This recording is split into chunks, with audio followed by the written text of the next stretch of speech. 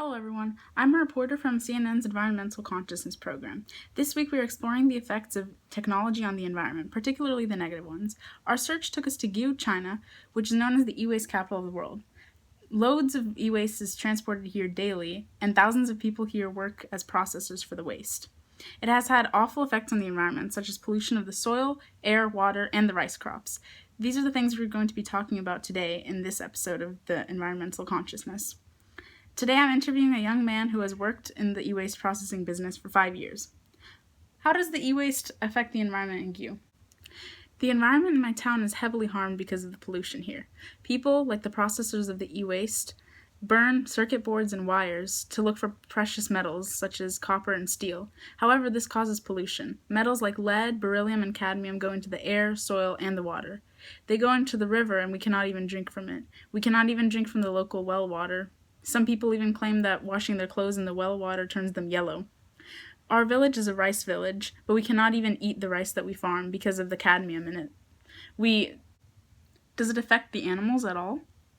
The animals are also in danger. Water buffaloes graze near ponds with lots of e-waste lying around. There's lots of mercury going into the environment, and it biomagnifies to high levels in food chains, particularly in fish. How are the people affected by the e-waste? Are there any social or ethical concerns? Oh yes, there are so many ethical issues. Most of the e-waste workers here are from poorer regions and are poorly educated. They come here because they are attracted by the value that comes from the discarded electronic parts. They only make 17 cents an hour and they work 16-hour workdays. There's such a huge wealth gap.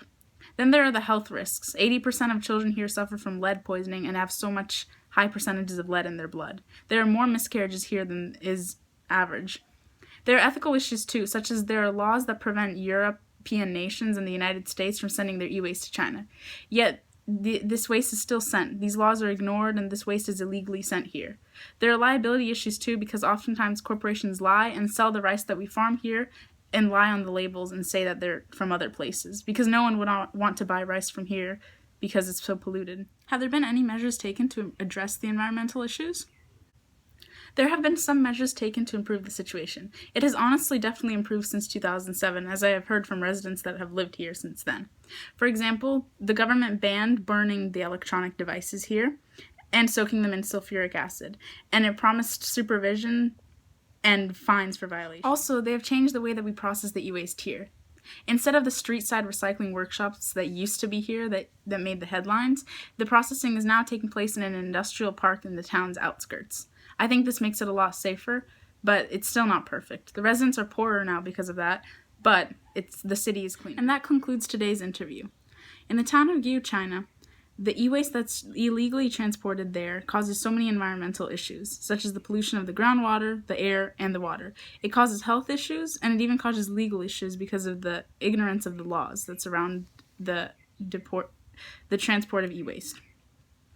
There's so many ethical issues too, such as the mistreatment of the workers there and the wealth gap.